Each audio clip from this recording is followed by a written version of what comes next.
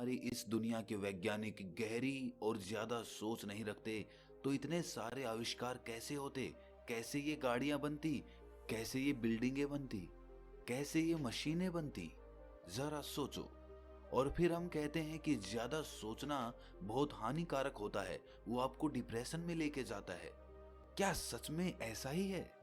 क्या आदमी को ज्यादा नहीं सोचना चाहिए? क्योंकि अगर ऐसा है तो इतने बड़े बड़े आविष्कार कभी नहीं हो पाते। लेकिन समझने की बात यह है कि हम किस विषय के बारे में अपनी सोच ज्यादा रखते हैं, किस विषय के बारे में हमारी सोच ज्यादा गहरी होती है। अगर सही दिशा में सोचा जाए तो आपकी सोच ही आगे के लिए आपके रास्ते निर्धारित करेगी। लेकिन अगर आपकी सोच इधर उधर बिखरी हुई है, अलग अलग दिशाओं में है, तो वही सोच आपके लिए आत्मघाती बन जाती है। एक नदी को देखिए, जब वो एक धारा में बहती रहती है, एक दिशा में बहती रहती है, तो वो कितने लोगों का उद्धार करती है। लेकिन अगर वही नदी इधर उधर अलग अलग दिशाओं में बहने लगे तो वही नदी विनाशकारी बन जाती है। सर्दियों में आग तापना किसे अच्छा नहीं लगता, लेकिन आग एक दूरी से ही तापी जाए तो ही वो आनंद देती है। लेकिन कोई आदमी अगर ज्यादा आनंद लेने की चाह में अपना हाथ उस आग में ही डाल दे तो आग तो उसे जला ही देगी। इसी प्रकार हमारी सोच होती है। सोच को सही दिशा और उसका सही मूल्यांकन बहुत जरूरी होता है। आज की जो बोध कहानी मैं आप लोगों को सुनाने वाला हूं, उसमें आपको सही नजरिए से सोचने का एक रास्ता मिलेगा। उसके बाद आप अपने ज्यादा सोचने की बीमारी से परेशान नहीं होंगे, बल्कि वही चीज आपके लिए ताकत बन जाएगी। इससे पहले कि आप इस कहानी में खो जाएं, इस चैनल को सब्सक्राइब जरूर कर लें। बात उस समय की है जब बहुत ज्यादा संसाधन लोगों के पास नहीं हुआ करते थे। ना ही गाड़ियां हुआ करती थी और ना ही आधुनिक मशीनें हुआ करती थी। जब भी किसी आदमी को नगर में जाना होता था, या तो वो पैदल जाता था या फिर किसी घोड़ा गाड़ी में बैठ कर जाता था, और इस प्रक्रिया में उसे नगर पहुंचने में बहुत दिन लग जाते थे। इसी समय में रामपुरा नाम के गांव में रवि नाम का एक युवक अपने परिवार के साथ रहता था। रवि अभी 22 वर्ष का ही था, लेकिन उसमें युवा होने का जोश और उत्साह था। वो हर काम बड़ी लगन के साथ करता था और अपने काम को अंजाम तक पहुंचाकर ही दम लेता था। जब भी किसी के साथ कुछ बुरा होते देखता तो वहीं पर वो उसका विरोध करता और सामने वाले आदमी को उसकी गलती का एहसास कराता था। लेकिन रवि की माँ रवि के इस स्वभाव के कारण बहुत परेशान रहती थी। उसे हर वक्त अपने बेटे की चिंता लगी रहती थी, क्योंकि उसकी माँ जानती थी कि रवि बहुत ही आक्रामक प्रवृत्ति का युवक है।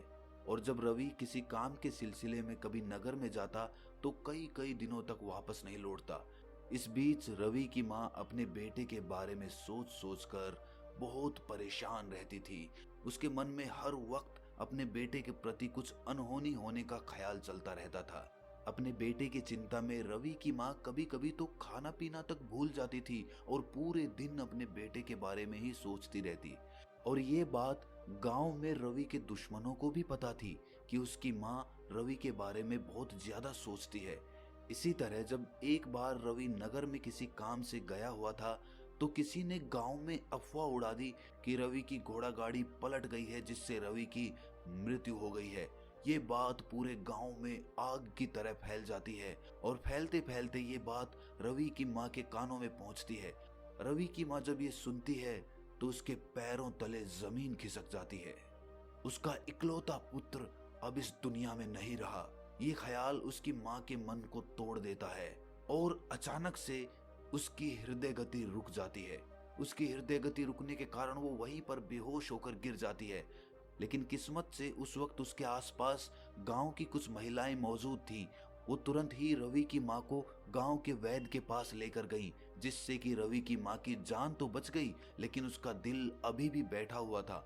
उनके पास कोई ऐसा रास्ता नहीं था जिससे वो अपने बेटे की खैर खबर ले सके, क्योंकि उस वक्त ना तो फोन होते थे और ना ही संदेश का कोई माध्यम होता था। इसी वजह से दिन ब दिन रवि की माँ की हालत और भी ज्यादा बिगड़ती जा रही थी। कुछ दिनों बाद रवि अपना काम खत्म करके नगर से अपने गांव वापस लौटता है। वापस लौटकर जब उसे पूरी कहानी पता चलती है तो रवि गुस्से में भर जाता है। सबसे पहले तो वो अपनी माँ के पास जाता है और अपनी माँ को अपनी खैर खबर देता है। अपने बेटे को जिंदा देखकर उसकी माँ की सांस में सांस आती है। उसके बाद रवि अपनी माँ से कहता है कि माँ, जिन लोगों ने ये झूठी खबर गांव में उड़ाई है उन लोगों को मैं अच्छे से जानता हूँ। वो सब मेरे दुश्मन हैं और मैं एक एक को उनकी गलती की सजा दूंगा। तुम बीच में मत आना। लेकिन रवि की माँ अपने बेटे को लेकर बहुत चिंतित थी। उसने अपने बेटे के सामने हाथ जोड़कर कहा कि रवि, मेरे बेटे, ऐसा मत कर। अगर तुझे कुछ हो गया तो मैं जिंदा नहीं रह पाऊंगी। अपनी माँ की ये हालत देखकर रवि की आंखों में आंसू आ जाते हैं और उसका सारा गुस्सा ठंडा हो जाता है। एक बात जो रवि के मन को परेशान कर रही थी वो ये थी कि उसकी माँ की हालत अब भी ठीक नहीं हुई थी। इसीलिए रवि अपनी माँ का इलाज कराने के लिए उसे नगर में लेकर जाता है। वहां पर वो अपनी माँ को किसी बड़े वैद्य को दिखाता है, लेकिन बड़ा वैद्य उसकी नब्ज देखने के बाद कुछ दवाइयां देकर कहता है कि आपकी माँ को वैसे तो कोई रोग नहीं है, बस वो ज्यादा सोचने की बीमारी से ग्रस्त है। और वास्तव में ऐसी कोई बीमारी नहीं होती है, आदमी को खुद ही अपना मन काबू में करना पड़ता है। ये सब जान लेने के बाद रवि अपनी माँ को वापस अपने घर पर ले आता है। लेकिन अब एक नई समस्या खड़ी हो गई थी।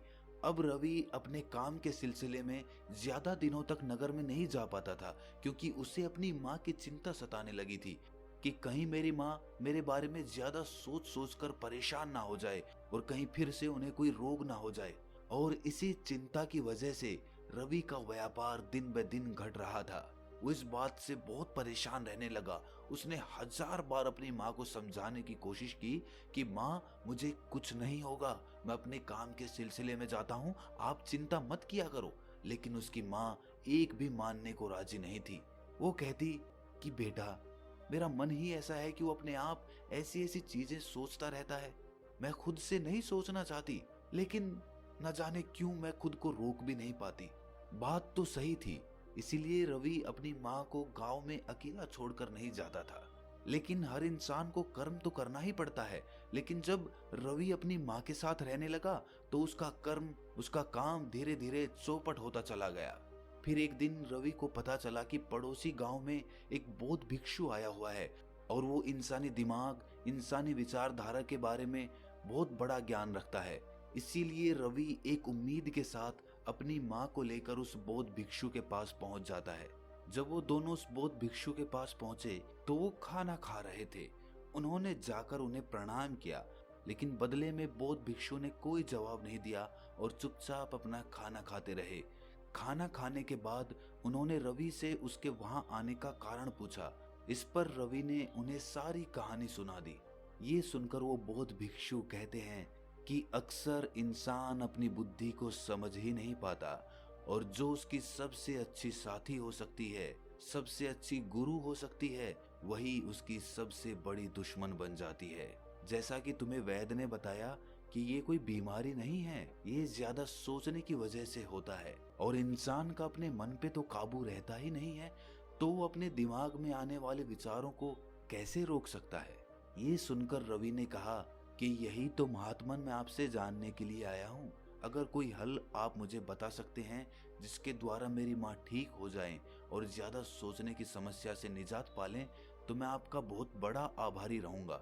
इसका उत्तर देते हुए बौद्ध भिक्षु ने कहा कि ज्यादा सोचना कुछ गलत नहीं है, कोई बुरी बात नहीं है, लेकिन इंसान अक्सर उन्हीं चीजों के बारे में ज्यादा सोचता है जो उसके काम की ही नहीं होती, जो व्यर्थ की होती हैं। मतलब चिंताओं को आदमी अपने आप अपने साथ चिपका लेता है।